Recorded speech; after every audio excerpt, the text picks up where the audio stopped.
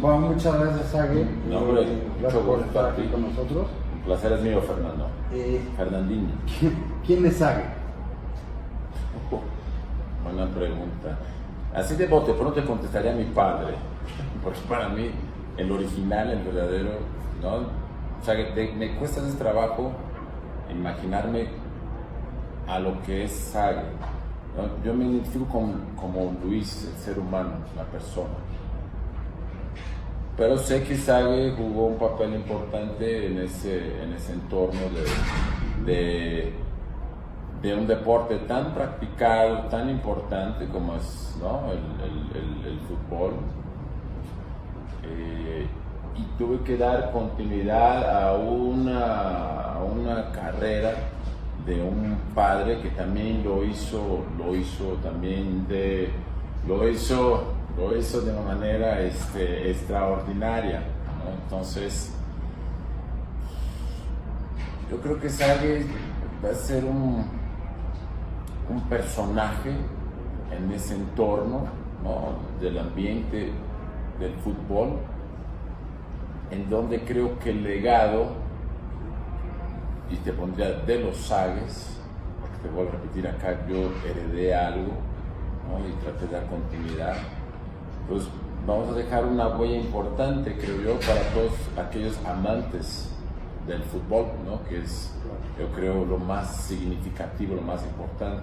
Yo creo que la gente siempre que hable del fútbol, ¿no? Del fútbol mexicano o del fútbol brasileño, pues va a relacionar a un padre, un hijo que dejaron una huella en el fútbol. Entonces eso es, tal vez pongamos así un personaje del fútbol.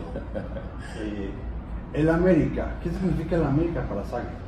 El América sí tiene un significado sumamente importante. El América es parte de mi vida. Yo crecí escuchando cuentos que normalmente los papás le cuentan a los hijos de los superhéroes o de los, ¿no? de los piratas o de los, ¿no? de los buenos, de los malos, del Superman, ¿no? Del hombre de Iron Man, todos esos personajes típicos, ¿no? Del hombre araña que siempre, o cuentos del zorro, no sé, ¿no? Mis cuentos no eran de ese tipo, mis cuentos eran el clásico contra el Guadalajara, ¿no? El clásico contra el Cruz Azul, en Brasil el clásico, el Corinthians contra Santos. Entonces, todos esos cuentos fueron lo que al final del día me empezaron a dar forma en mi mente de querer emular a mi padre, de seguir los mismos pasos de mi padre, ¿no? De encontrar esa motivación. Entonces la América, por supuesto, no puede estar exento. O sea, la América es parte, ¿no? La palabra América siempre ha estado presente en mis cuentos desde niño. Y realmente hay un gran cariño.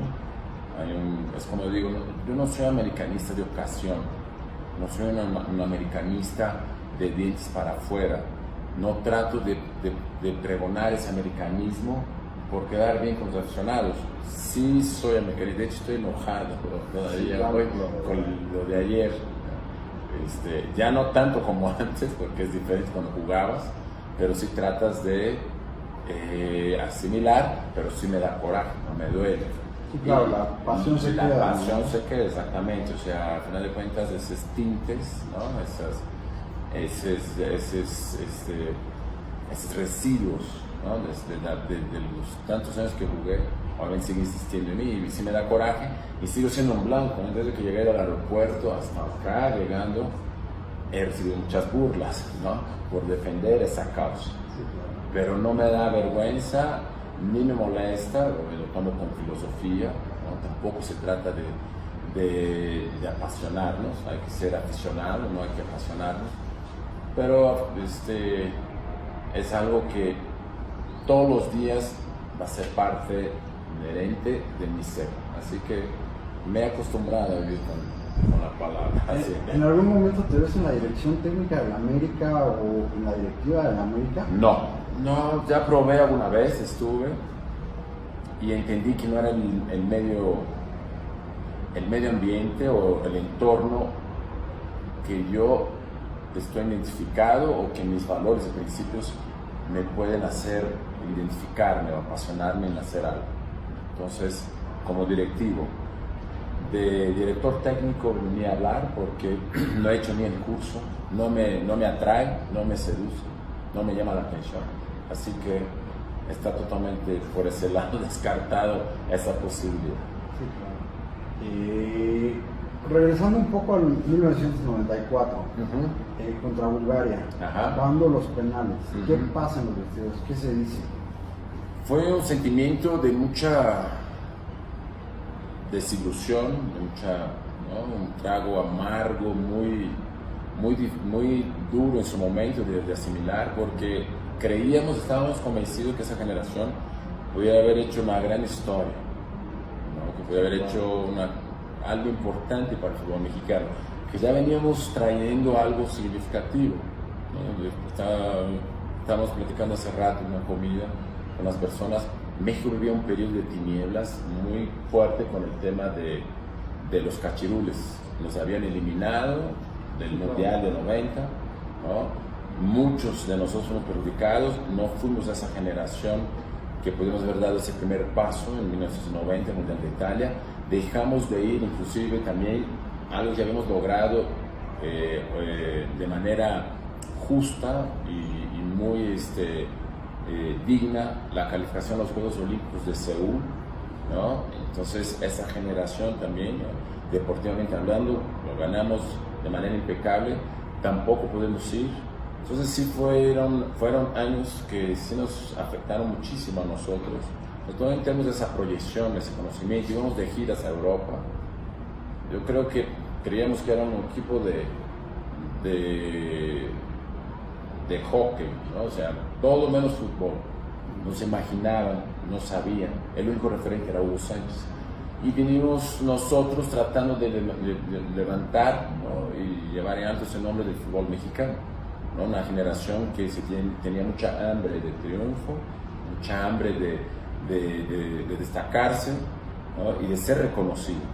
Y creo que fue un parteaguas importante. Entonces, en esa culminación del Mundial 94, por los penaltis, ahí sí nos faltó oficio, nos faltó toda esa experiencia de haber logrado todo ese Mundial anterior.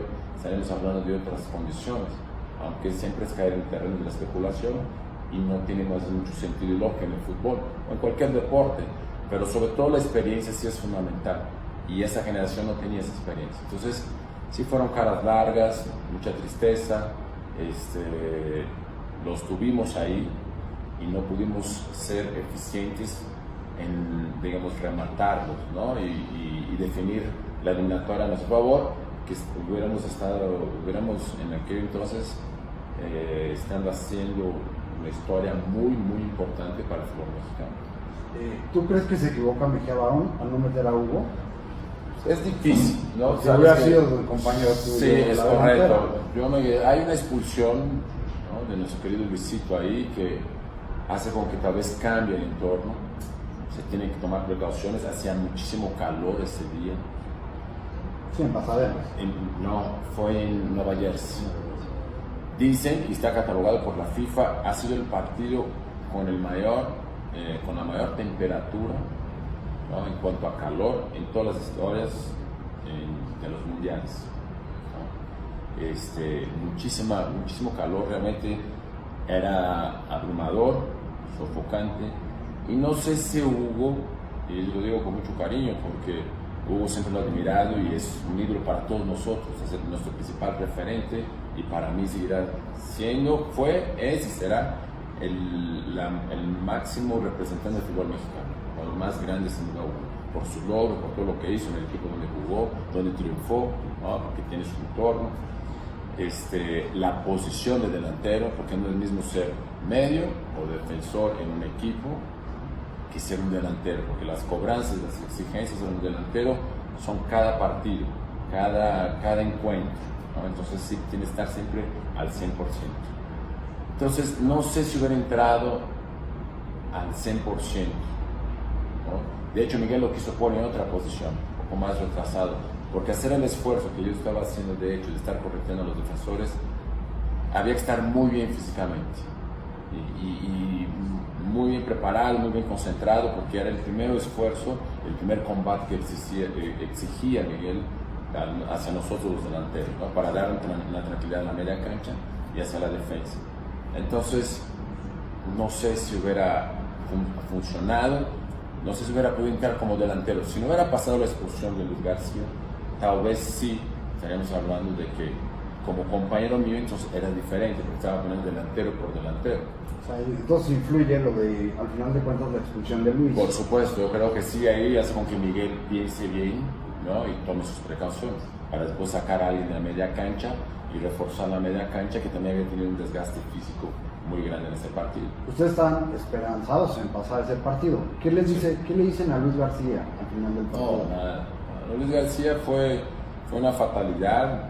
El árbitro, para mi punto, hasta se equivocó, no era para expulsión, para mí creo que era para amonestación solamente, pero decidió expulsarlo. Pero no le hicimos nada, o sea, son cosas del fútbol que se van dando y que tienes que adaptar en el momento, en el entorno, las circunstancias. Sí, claro. Tú como delantero, ¿cómo te preparabas? O sea, eras un killer en el área y sigue diciendo, en los partidos amistosos que tienes todo, o sea, lo que haces es impresionante. ¿Cómo te preparabas?